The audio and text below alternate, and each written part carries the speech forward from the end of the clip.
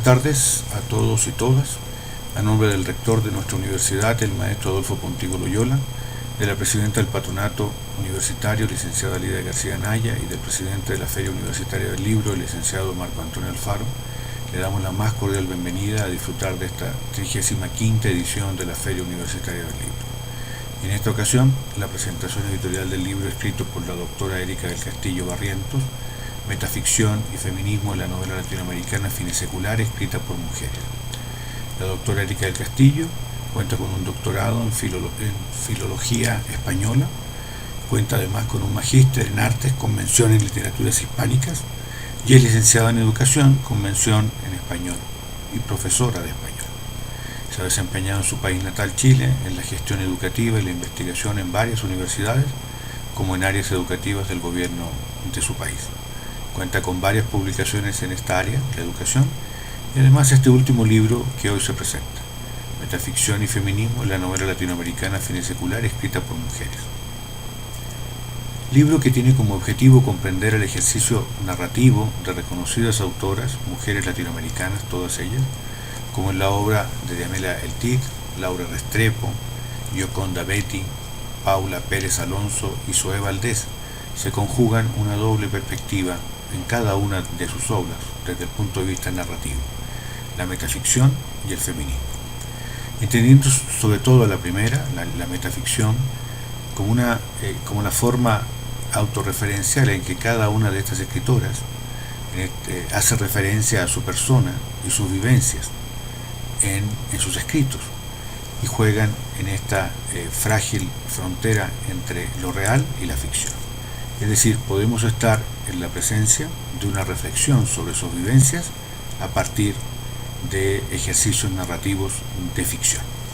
Entonces es importante conocer este espacio narrativo, esta frontera, que por cierto, como ya he dicho, es muy frágil. En este sentido, hay un papel del lector que queda definido por comprender la narrativa básicamente como una ficción, y el más complejo papel de cada una de estas escritoras que se mueve en esta frágil frontera, pero que al final sigue siendo ficción. Esto ayuda indudablemente a comprender la obra narrativa de este grupo de mujeres latinoamericanas que presentan cosas en común y también muy diferentes.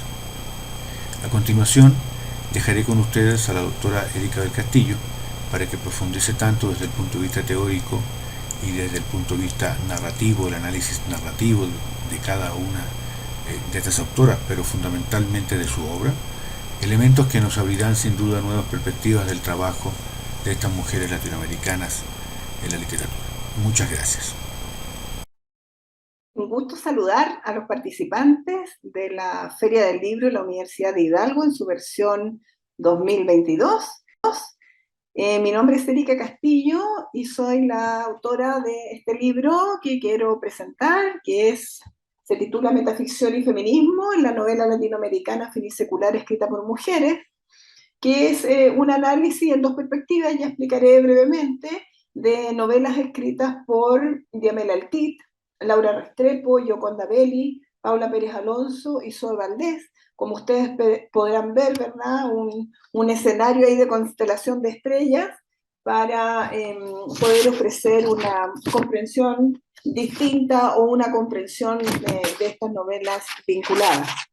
Este libro logra conectar una tradición teórica proveniente de los estudios literarios, específicamente de cómo se conforma un concepto relevante que está a la base de todas ellas, que es el concepto de metaficción. Rastrea su presencia en las distintas novelas latinoamericanas y todas estas novelas tienen un enfoque de género, que es otra de las particularidades, y además consideran protagonistas, en su mayoría de ellas protagonistas que son conscientes de que su rol es la escritura, además protagonistas que se reconocen a sí mismas como mujeres. Esta intersección de líneas de comprensión por esta vertiente de la teoría literaria, verdad social, concepto de metaficción, genera oportunidades textuales que en su conexión con esta perspectiva de la tradición de la teoría feminista permite observar de una manera más, quizás más amplia, un poco más profunda, un poco más preocupándose de los matices discursivos que cada una de ellas tiene, y que yo intentaré convencer a ustedes a ver si se animan a hojearlo y a leerlo. Efectivamente, en el último periodo del siglo pasado se observó una proliferación importante de novelas escritas por mujeres y sustancialmente importante en Latinoamérica. Eh, este posicionamiento que logran estas novelas nos obliga a reconocer en ellas características tales como la autoconciencia, la importancia de la autorreflexión, y todas ellas en una posición de conciencia permanente por situarse. Esta conciencia permanente por situarse en tanto objeto estético, en tanto objeto de ficción, en tanto objeto que reconoce sus propios procesos de ficción, su propia escritura, su propio dibujo en el que se inserta, lleva de la mano también un desafío permanente por instalarse en contra de, lógicamente, novelas de carácter realista, la tradición de novelas más miméticas, ¿verdad? Y toda esa discusión también se aborda en el texto, y nos presentan una forma de narrar que tiene una connotación importante desde el punto de vista de los estudios de género, y es una forma de narrar literaria que podríamos adscribirla a un género más bien reconocido como el género de vindicación. Esta característica de vindicación opera como una categoría de análisis permanente, permite un análisis a nivel individual, permite un análisis también a nivel social y también a un nivel estructural, posibilitando que cada uno de estos textos, y más aún en esta consonancia en que la tratamos de interpretar, ¿verdad? Es muy de resignificación. Intentaré llamar la atención sobre algunas categorías, son más las que analiza el texto, todas bastante interesantes, digamos, y sugerentes para promover una lectura de estas mismas autores y de estas mismas novelas. Un elemento importante, ya lo decía un poco, ¿verdad?, es la estabilización del yo.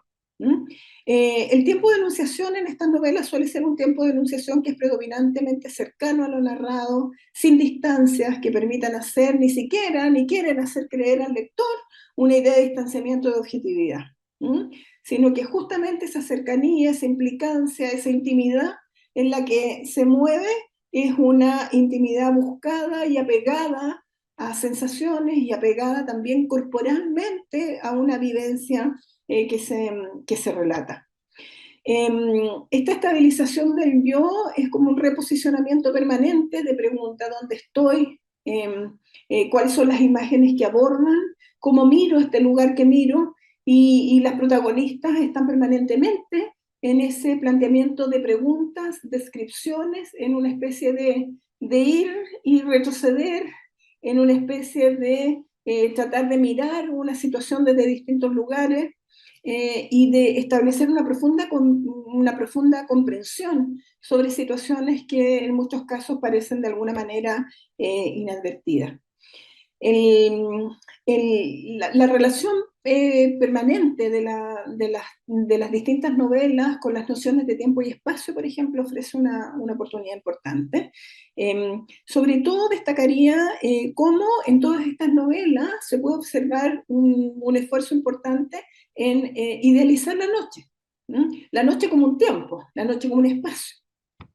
Este espacio-tiempo es una noche que suele ser activa, que entrega claridades, que entrega oportunidades de comprensión, y que a ratos incluso puede ofrecer una especie de visión, de presagio, digamos, de poder ver cosas que en otro minuto no se pueden ver. Voy a leer brevemente algunos párrafos de alguna de estas novelas. Por ejemplo, en la novela de 1996, El Cuarto Mundo, Diamela Altit señala, la violencia se dejó caer en plena noche. Mi hermana melliza irrumpió en mi pieza mientras dormía y me despertó remeciéndome. La débil luz hizo aparecer como una visión, pero allí estaba, su bella palidez descalza mirándome fijo. Y solamente emocional. Debíamos, dijo, sacar del mutismo todo aquello que a menudo nos separaba y de lo cual éramos completamente inocentes, me explicó. Explicó que su silencio le era impuesto por mí, pues yo le ordenaba hábitos quebrantadores para su mente. Sus palabras lograron impactarme. Me levanté de la cama y me senté a su lado. Estaba dispuesto a decirle todo. Más aún, me invadió una urgencia impostergable, pero un movimiento de sus manos me distrajo. En la penumbra pude ver sus dedos afilados estaban cubiertos de tierra alrededor de sus uñas. Seguí buscando la tierra y la encontré en sus pies manchados por toscas placas oscuras. Mi hermana melliza había salido al exterior, desde donde algo o alguien la había llamado. Pude verla huyendo de su pieza, pude imaginar también su cuerpo cayendo en el jardín empujada por una figura claramente masculina. Por un instante y a gran velocidad proyecté la escena oscuramente pasional. En Los Vigilantes, la misma de Beneltit señala, amanece mientras te escribo, ahora es demasiado tarde, me parece que el cielo hoy será arrogante y extenso, mientras tu hijo soporta el frío con la extrema liviandad, yo sufro como si hubiera sido atacada por una peste malsana. Nunca he logrado una apariencia para resistirlo y en estos instantes llego a pensar que tal vez mi piel fue perversamente diseñada para los inviernos. También Zoe Valdés, en La Nada Cotidiana, señala, esa noche iniciática, cuando no quiso hacerme el amor a causa de mi nombre, lloré como una Magdalena, sin consuelo. Él se desentendió y olvidándose de mí, se sumergió en la lectura de un libraco de tapas doradas. Laura Restrepo, también, en La multitud errante, nos dice, toda vida está tejida de ceremonias blancas y ceremonias negras, en una cadena inevitable donde las unas justifican a las otras. Si el leve encuentro con el señor Manrique pasó flotando inofensivo por los días de Sayonara, el martes siguiente, Todos los Santos se vio obligada a introducirla en las ceremonias turbias de una rutina de infamia. Esto es en La novia oscura del año 2002.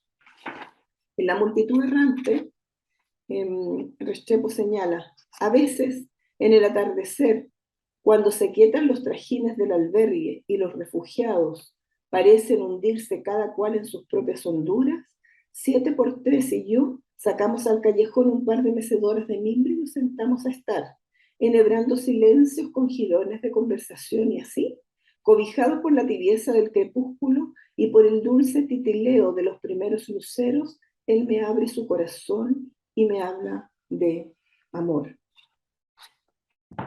Sin duda, la imagen de la noche es un punto relevante en estas novelas.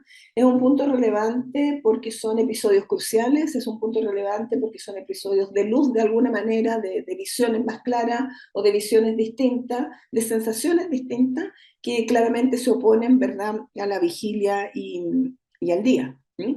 Otra imagen que me parece tremendamente importante o sugerente para la lectura del texto es la imagen de la maternidad. La imagen de la maternidad dentro de una gran clasificación y análisis que hace el texto sobre la otredad. Y la imagen de la maternidad entendida como esa otredad, pero esa otredad que está puesta en el interior y esa otredad que está puesta en la propia intimidad, ¿verdad? Y es una otredad que permite de alguna manera analizar, remirar espacios como la convivencia, el vínculo, el mismo cuerpo y las mismas fisuras. La maternidad en el Cuarto Mundo, 1996, señala Diamela Altit, mi madre, después de unos días, mostró cambios tan sutiles y ambiguos que yo llegué a pensarlos como producto de mi interpretación ansiosa. Pero en realidad ella estaba cambiando. De modo misterioso había levantado una barrera ante mí, llenándome de inseguridades, pero pronto me serené cuando comprendí que ella me tenía pánico. Más adelante, dice, mi madre pensaba en la muerte. Su propio dolor le prevenía una catástrofe. Con la espalda casi partida por el esfuerzo, su cara le devolvía el terrible trabajo orgánico que realizaba. Las placas alérgicas habían destrozado su rostro. La narración, sin duda, genera afueras y adentros, en espacios que van haciendo un círculo concéntrico, ¿verdad? De úteros, de casas, de calle. Sin duda voy a reforzar un poco más esta idea, ¿verdad? A propósito de un análisis que realiza FUS. La polaridad del dentro-fuera es un modelo indispensable para ayudarnos a entender los complicados funcionamientos de la simiosis. Dentro-fuera funciona como una figura para la significación y los mecanismos de producción de sentido. Depende directamente de la estructura de alienación, división e identificación que producen a la vez un yo y otro, un sujeto y un objeto, un inconsciente y un consciente, una interioridad y una exterioridad. Pero la representación dentro-fuera que engloba la estructura del lenguaje, la represión y la subjetividad, designa también la estructura de exclusión, de opresión y de repudio. En estos textos, en ocasiones, hay narradores que son madres, que son hijos, que son hijas, y todos ellos se vinculan en estos espacios y analizan estos espacios asociados a la maternidad de una manera indudablemente relevante y generadora de muchísimos sentidos. Con esto ya voy terminando esta invitación a una lectura de un texto que intenta proponer comprensiones. Es un texto que intenta de alguna manera demarcar o trazar alguna figura de cómo se posicionaban o cómo pensaban o cuál era el nivel de comprensión que estas lúcidas escritoras, ¿verdad?, de literatura y pensadoras latinoamericanas se relacionan con sus mundos literarios, con su oficio y con su condición de mujer y con una perspectiva ya desarrollada, ¿verdad?, de una comprensión teórica del feminismo. Así es que nada más reitero mi invitación a poder leer el texto de Metaficción y Feminismo y agradecer nuevamente a la organización de la Universidad de Hidalgo por esta tremenda oportunidad. Muchísimas gracias.